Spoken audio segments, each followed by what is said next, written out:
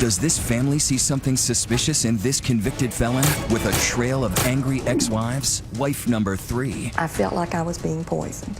Wife number 4.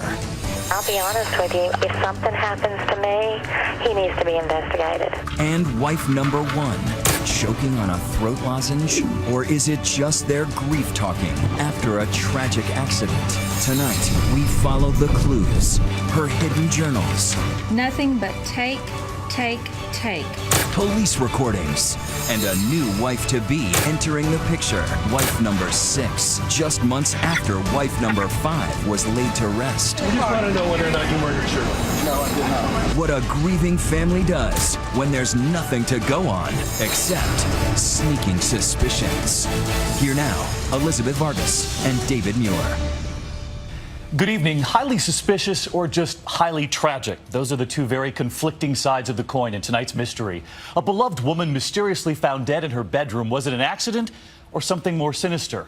Her family wants to know because they have sneaking suspicions. Her autopsy includes 4 key words: manner of death, undetermined. So remember as you watch, no charges, no arrest, just what he says versus what they say. But after the possible clues Jim Avila has sorted through, what would you say? Down around Mobile, Alabama, near the Gulf of Mexico, a short drive takes you through Loxley, once a sleepy lumber town, today famous for absolutely nothing. But now on a street called Camelot, in a house that here passes for a castle, there is no bright, shining moment, just a dark mystery of sudden, unexplained death. This interview is with Michael Allen Wolfslager, the husband who is not a suspect. This is in reference to Mr. Wolfslager's wife. The wife who died suddenly. Do you know the cause of death? But was not murdered. Do you remember her falling? Unless she was. As she falls back, she's going to strike the floor pretty hard. What do you think really happened, Chester? Man, I hate to say this. I think someone murdered my sister. Shirley's sights fell for Dr. Mike Wolfslager. Fell hard and fell fast. How do you do to I do in 3 months flat? But Shirley wasn't his first bride, or his second, or his third, or even 4th. Shirley was number 5. Some with tales to tell about their marriage to Mike, and more importantly, how their marriages ended. To be fair, this was wedding number 5 for Shirley, too. And up in northern Alabama, Shirley's family, the Thomases, wanted to be happy for her, but they could not. I didn't like him at all. I just have to admit that. Me being a minister, I said to her, "Are you sure?" Shirley's daughter Sharon was ready to throw something, and it wasn't rice. Please don't do this, Mama. Don't do this. Please, Mom, don't do this.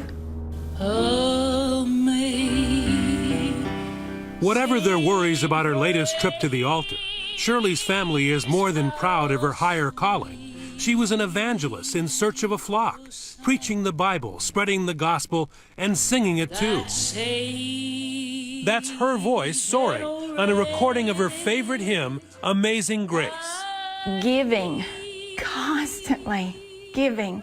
On this trip, I have learned some of the best organic food there is to eat. She walk into Burger King and the waitress say, "That's a pretty necklace." She'd pull it off, "Well, here it is." She was the type of person that just gave herself away. We believe in that. That's part of our faith, and Shirley was that type of person. Shirley prayed with Dr. Mike the first time they met. He worked much of his life as a chiropractor, adjusting grateful patients' backs in the nearby Florida Panhandle. Known affectionately as Dr. Michael, he was a prominent member of the medical community, smiling handsomely in healthcare ads in the newspaper and online. But money trouble plagued the chiropractor like a crooked spine, and his financial problems troubled Shirley's family because one of her husbands, Gene Seitz, had died and left her with his name and a hefty inheritance, $1 million. Were you worried about her money? Yes, I was worried about her money. He come into her life with the clothes on his back, and he's a doctor. He doesn't have a home, Mama. Well, he's in transition. He doesn't have a job, Mama. Well, he's a chiropractor. He's going to get a job in Alabama. He come into the marriage with a wore-out pickup truck and a bunch of debt. Her engagement ring from Dr. Mike, the wedding rings, the house they lived in, that first big purchase together. The family says Shirley paid it all. Mike seemed to appreciate it. Women from their church later said Michael was a wonderful husband to Shirley. Anything in the world Shirley told him to do, he'd jump up and do it, you know, but who wouldn't? Because he knew his blood was being buttered? Yeah. You said that, I didn't. Love, marriage, and pushing the grandkids' baby carriage. Shirley's family made room for Big Mike. And even the doubting Thomases could not guess, for better or for worse, was about to get a whole lot worse. 4 years into the marriage, something is wrong with Shirley. Months later, in a recorded interview obtained by 2020, Dr. Michael would tell investigators Shirley had been ill for weeks, food poisoning, thyroid problems, and to cap it off, a stubborn migraine headache. She gets bad migraines maybe 2 or 3 times a year that last 3, sometimes 4 days. Shirley's little brother, Ricky Thomas, her closest sibling, who had even grown to like Mike, speaks to her on the phone. And I said, hey, what's going on with you, girl? And she said, I'm just not well. Just pray for me. She was so out of it, she just didn't even want to talk to me. Shirley's mom, Myrtle, and her brother, Junior Thomas, drive 5 hours south to the house on Camelot to see what was what. I said, come to the door and let us in. She said, I can't get up. And I said, what do you mean? She said, I feel so bad I can't get up. The family says they'd never seen Shirley like this. She had a terrible headache. She was really sick. The family says Mike tells them Shirley might have fallen down these stairs a few days earlier while he was away, knocking down a potted plant. He later tells investigators too. I sat here with her mother and asked her, baby, do you remember falling down those steps because that plant was knocked over? And she almost got irritatedly mad at me. And she said, I did not fall. Myrtle and Mike nurse Shirley through the weekend. They try to get her to go to the doctor, but Shirley keeps putting it off. Mike gives her migraine medicine. It seems to do a world of good. And by Sunday night, Shirley is even sitting up, eating, and talking. I said, now, Shirley Faye, you better lay down and go to sleep. We don't want that to start back again. And that's the last words I ever said to her. The next morning, Mike, who said he had been spending his nights on the couch and checking on Shirley through the night, goes into the bedroom once again. And she wasn't responsive. So I walked over and I turned on the light, and her lips were already blue. Mike yells for Myrtle. She's not breathing, call 911. Steve Brannon is a former FBI agent, now a private investigator hired by the Thomas family. He showed us around the house on Camelot. So when Myrtle gets in here, what does she see? She sees Shirley on the floor, by the bed. On the ground? On the ground, and Michael beginning CPR. Myrtle knows it's too late. And I said, Mike, Shirley's already gone. Shirley is dead. Precious. She was precious. If I can be a third of the woman that she was, I'm blessed. I loved her. She was my best friend, Jim. And she didn't deserve what happened to her. At the hospital where Shirley is pronounced dead, a distraught Dr. Mike demands answers. First thing Mike said, I'll never forget it. He said, well, I want an autopsy. Mike says he was desperate to know whether he could have prevented Shirley's death. I said, I'm trying to get a handle on what's going on, because not only have I lost my wife, but now I don't know whether I could have saved her if I could have gotten her to the doctor. And things are about to get worse for the grieving widower, because as they begin to settle the estate, Shirley's family turns on him. Chester is sorting through Shirley's fortune, what's left of it. What happened to her finances? He soaked her dry. I don't know other way to put it. Still ahead, Dr. Mike gets his answers. An autopsy reveals the cause of death, and it was no migraine. But was it the other M word? Stay with us.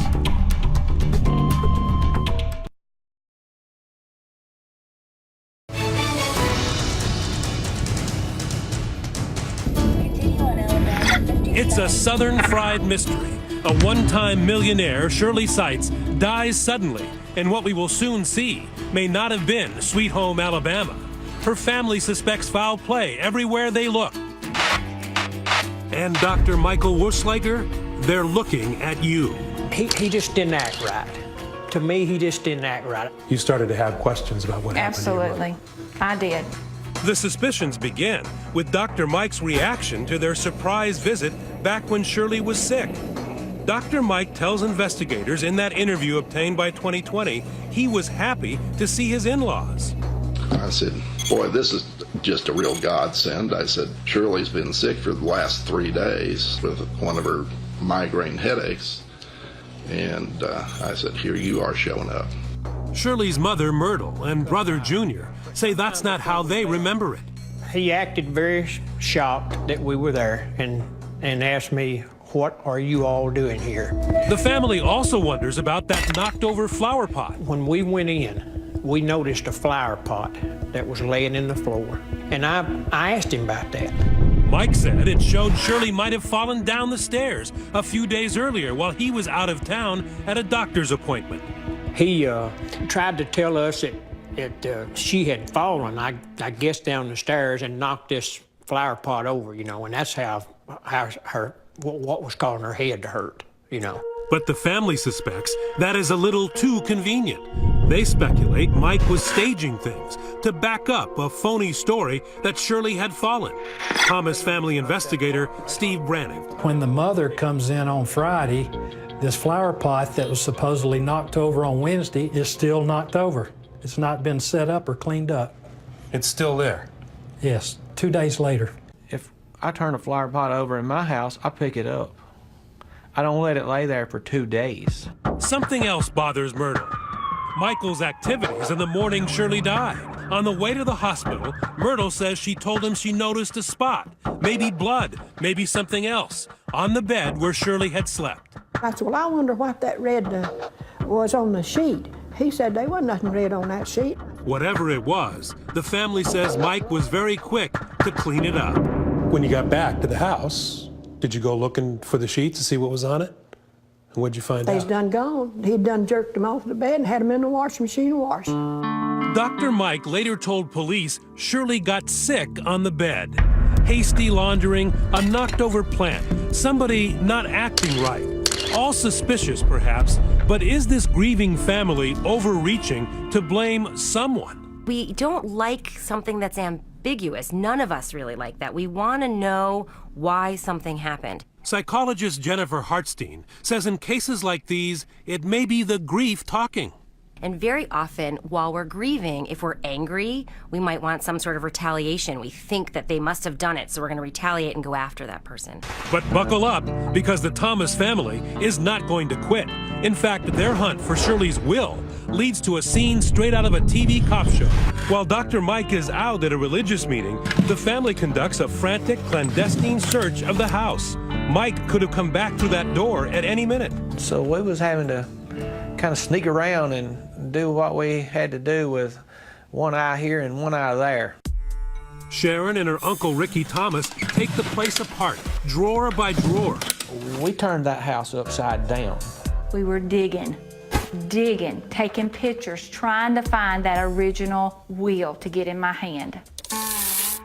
They find the will, in which Shirley, even after 4 years of marriage, left everything to her daughters, not a dime to her husband. Why didn't she write him in? To the family, the answer becomes clear when they find something else. Shirley's journals, personal, revealing journals. We found it actually up underneath another drawer in her bedroom. Is there anything of interest in the journals about their relationship? How much longer am I going to have to financially support this man? He said he wasn't going to do this to me. He was going to get a job. He's constantly spending my money. Lord, when is he going to get a job? Later, when police ask Mike about his marriage, he paints a totally different picture. How would you describe yours and Shirley's relationship? We had an absolutely marvelous relationship. Shirley and I were the epitome of just exactly what a husband and wife are supposed to be.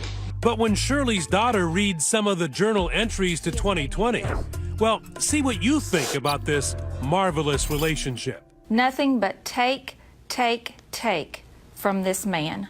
No giving. I'm not a wife. I'm a bank. that is taking care of all of his financial needs. In fact, 7 months after Shirley's death, she was still helping to support him financially. Mike collected on her life insurance, $100,000. All the while, the Thomas family is desperately searching for a smoking gun. Still ahead, they think they find one, at least half of one. Not the gun, just the smoke. From a suspicious fire in Dr. Mike's past and a most curious discovery about the first Mrs. Wolfsliger. Like Shirley, she's dearly departed. And wait till you hear how she died. Stay with us.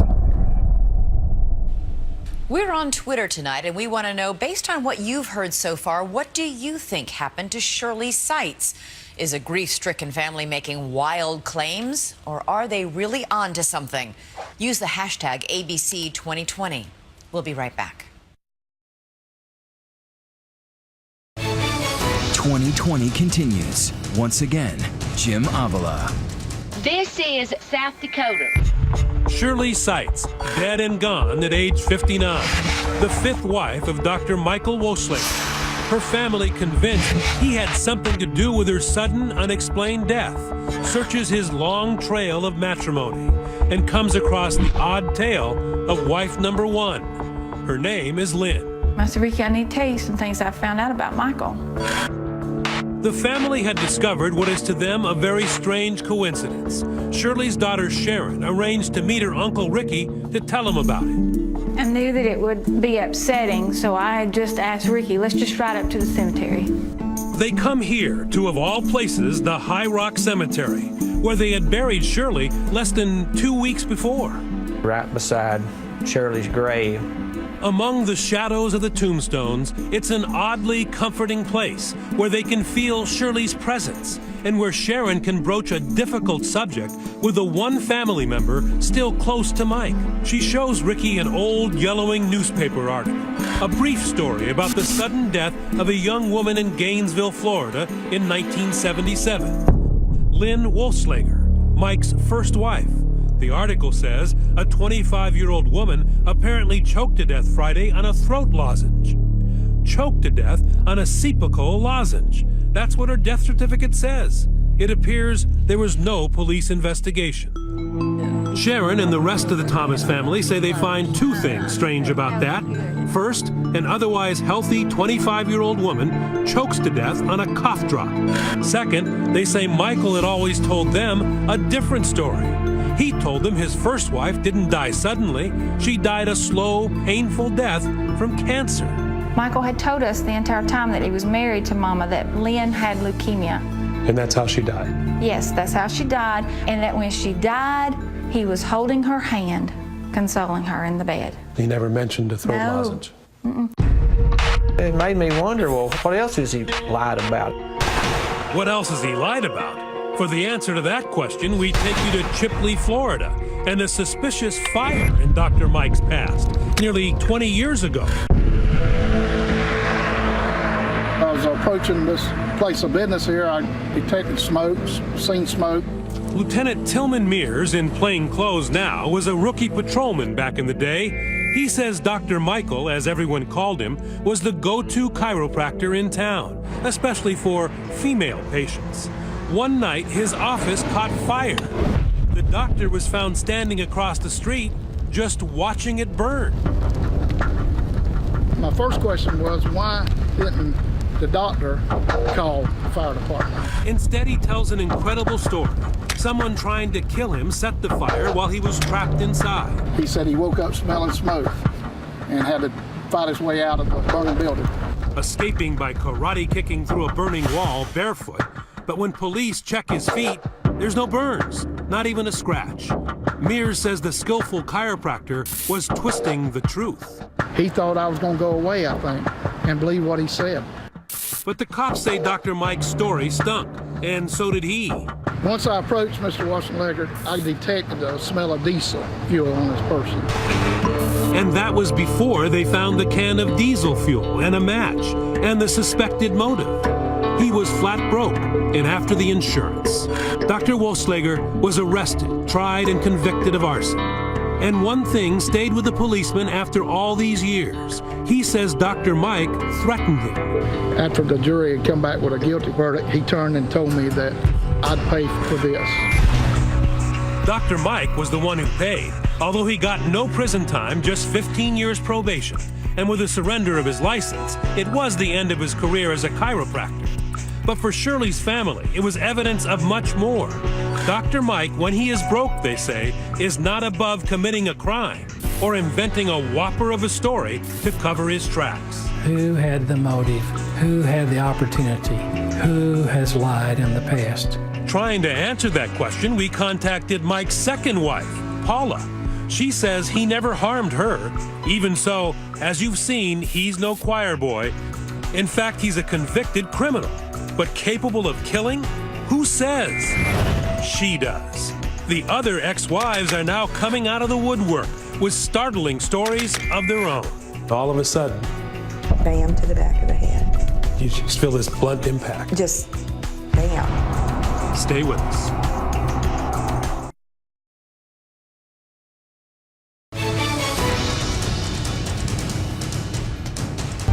In broad daylight, in the middle of the night, there are a million ways to die. But the criminal justice system really only concerns itself with one: homicide. That's what the Thomas family of Alabama suspects happened in the mystifying death of Shirley Seitz. They accuse Shirley's husband, Dr. Mike Wolfschlager. I intend to see that he's dealt with, and he can take that to the bank. A flicker of suspicion about what happened in the house on Camelot Court is now a raging five-alarm mission for what they see as justice that has fully engulfed 3 generations of the Thomas family and leads to 2 more of Dr. Mike's 5 wives.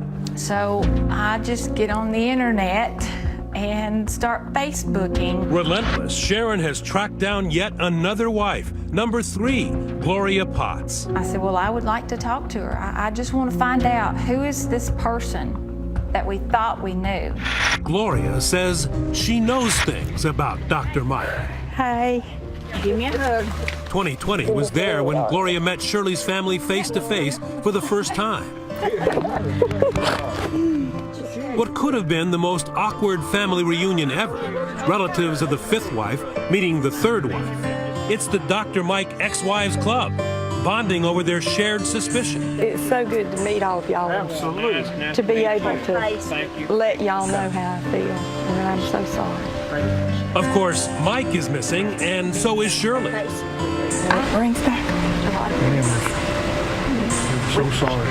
I didn't know Shirley, but it was almost like I had lost someone. Gloria spoke with Sharon by phone soon after Shirley's death. She believes that toward the end of their marriage, Michael was trying to poison her. I felt like I was being poisoned. I really did. You got sick? Sick, couldn't hardly move. And then that's when I turned around and told her, Gloria, I can't believe you're saying this to me, but I said, Mother has had these same symptoms. The family of wife number 5, Shirley, wondered if Dr. Mike had been trying to poison her too. And you guessed it, here comes Mrs. Wolfschlager number 4, Diana. Today's date is February the 4th, 2011. In a recording obtained by 2020, investigators questioned Diana Yan, the 4th stop on Dr. Mike's matrimonial trail, the wife between Gloria and Shirley. I think the man's dangerous, personally. Do you think that he is capable of murder? I don't know. She has no proof, but Diana tells police toward the end of their marriage, when she had a $250,000 life insurance policy, she suspects Dr. Mike may have been trying to poison her too. You think that he may have been giving you some type of medication, but you're actually not sure of that? Yeah, I mean, it just seems my headaches were so bad, and I get migraine headaches, okay, and it's documented that I do. But they were so bad when I lived with him, I couldn't even work, I couldn't hardly function. Near the end of her interview, Mike's ex-wife makes a chilling request. And I'll be honest with you, if something happens to me, he needs to be investigated. So now 2 more wives suspect Dr. Mike was trying to poison them. And one of them says, hold on, that's not all. Wife number 3, Gloria, reveals, a terrible trauma she says happened in her marriage nearly 30 years ago. She says Dr. Mike, the man who had always killed her with kindness, tried to kill her with a mallet. And I was asleep, and he hit me in the back of the head with a mallet. With a mallet? Yes. And all of a sudden, the pillow went over my face, and his hand came under the pillow and covered my nose and my mouth. Gloria says she escaped by playing dead and then running out of the house. I was hysterical, crying and upset, and when I would try to yell for help, I'd go, help, help, and had no voice. You went to the hospital? I went to the hospital, but we told them I slipped in the tub. Did you ever ask him at any point, why were you doing that? Why did you try to kill me? Yes. He told me he had gotten stung by jellyfish when he worked in China, and that it was a reaction to the toxins. That's right. She says Dr. Mike's excuse for hitting her over the head with a mallet? The jellyfish made him do it. Had there been an argument or something? No. So it was just this one time? Just this one time. He snapped. Gloria says she told no one, not even the police, sticking to the story of slipping in the tub until she and Mike divorced, about 10 years later. Only then, she says, did she begin telling people. She also got a restraining order. So people are going to wonder, okay, so you get hit over the head, and the guy puts a pillow over your head, and yet you didn't divorce him right then, you stayed. Yes. Have you asked yourself why? A million times. I can't understand why. I have no answer to that question. I'm sorry that I didn't call her. That's okay. That's okay. I really should have called her. That's okay. She says she had 2 children to think of, and aside from the one incident, Mike was never violent. But besides the fact that he hit you with a mallet, he was a good husband. Other than trying to kill me, to my knowledge, he was a very good husband. It doesn't make sense, and me staying didn't make sense. Maybe she's just mad. Maybe she is trying to get back at him. Possibly. That's a possibility, but she's been telling the same story for a number of years. It didn't just come up after Shirley died. Can you still see him standing over you? Yes. And I was terrified. I didn't know what to do. Now remember when Gloria told the family and then police this amazing tale of Mike's alleged attack. No one knew what killed Shirley.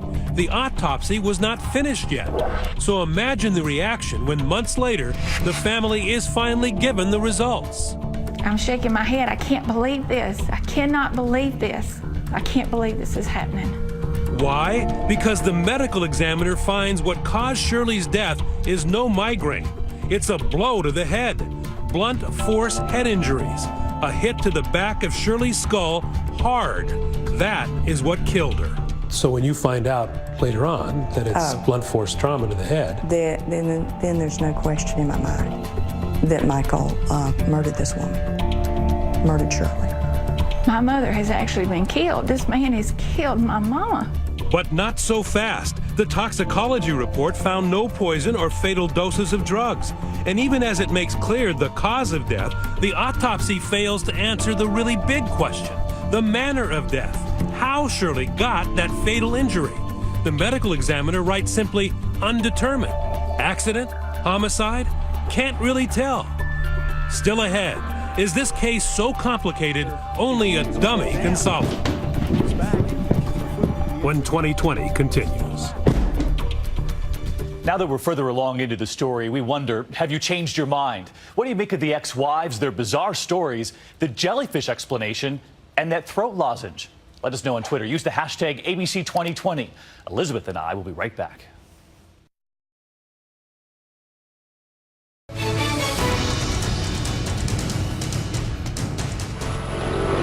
It is a deadly game of 20 questions. Perhaps first, does this stairway lead to accidental death?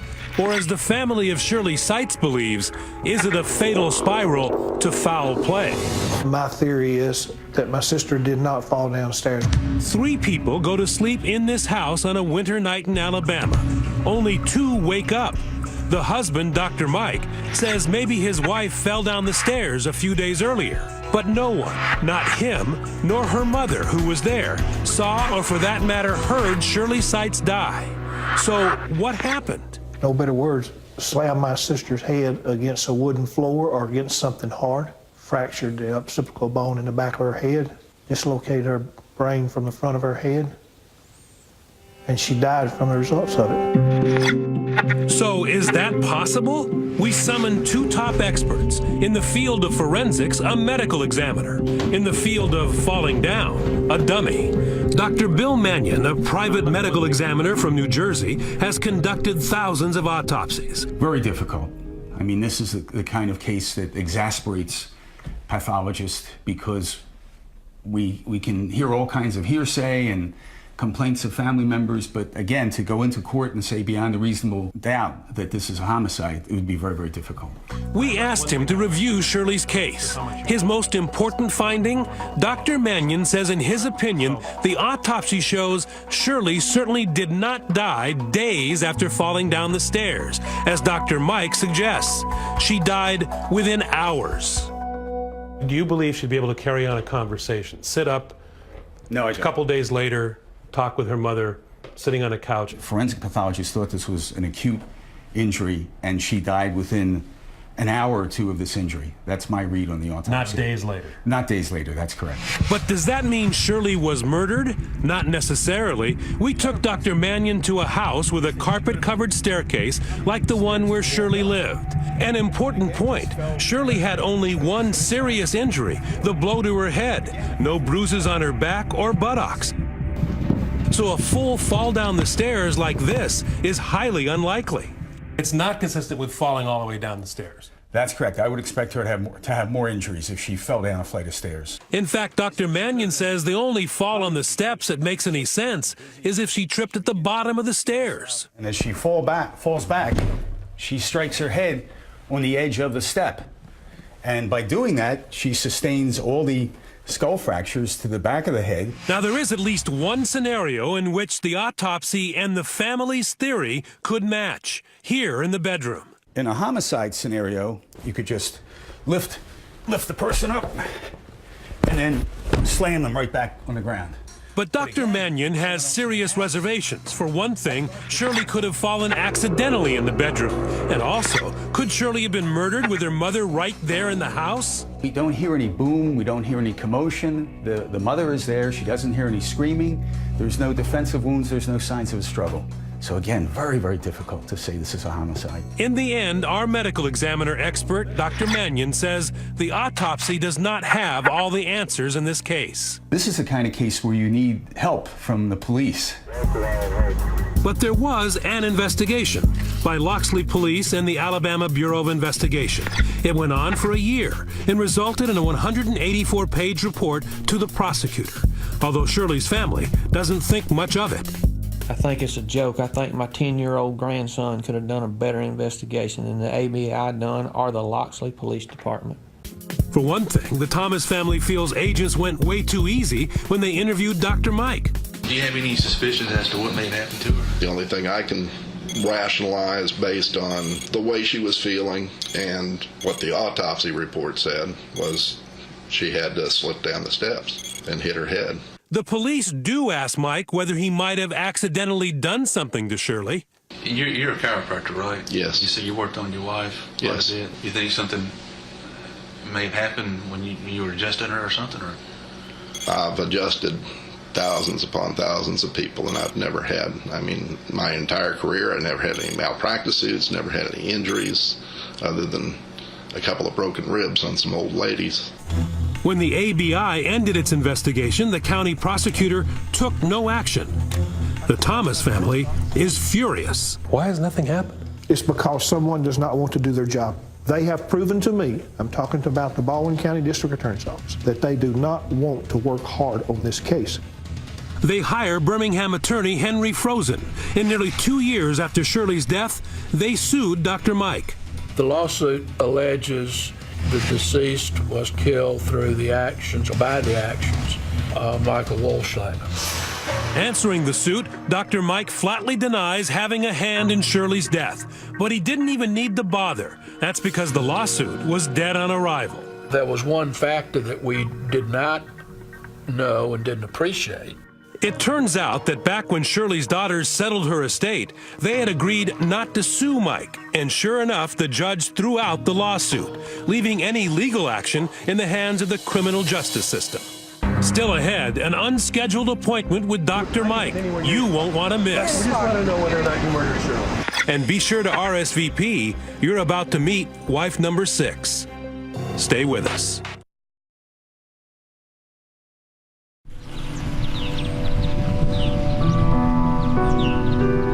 Shirley Seitz is at peace. She's home now in the family plot in Blount County, Alabama, but her family cannot rest. Are you feeling a little frustrated about the fact that Dr. Mike is still free? Yes, absolutely. He's living his life. He's going on with his life. He's moved on like nothing's ever happened. I believe, and I'll go to my grave believing, that sometime between midnight and 7 o'clock, he went in that bedroom and took her life. We tried to make an appointment to see Dr. Wolfslager, to ask him about his terrible luck, about how and why 2 of his wives had died early, sudden deaths, and 2 others suspect he tried to poison them. But the doctor wouldn't see us, turned down our request for an interview. So we went to see him. We found him living in Pensacola, Florida, and not alone. Dr. Mike, we're just here, Dr. Mike, to ask you whether or not... The woman with him and threatening to sue as I backpedal used to be known as Luann Elkins. She'd known Dr. Mike back when Shirley was still alive. The question is, just how well? I do believe that he was having an affair on Mother.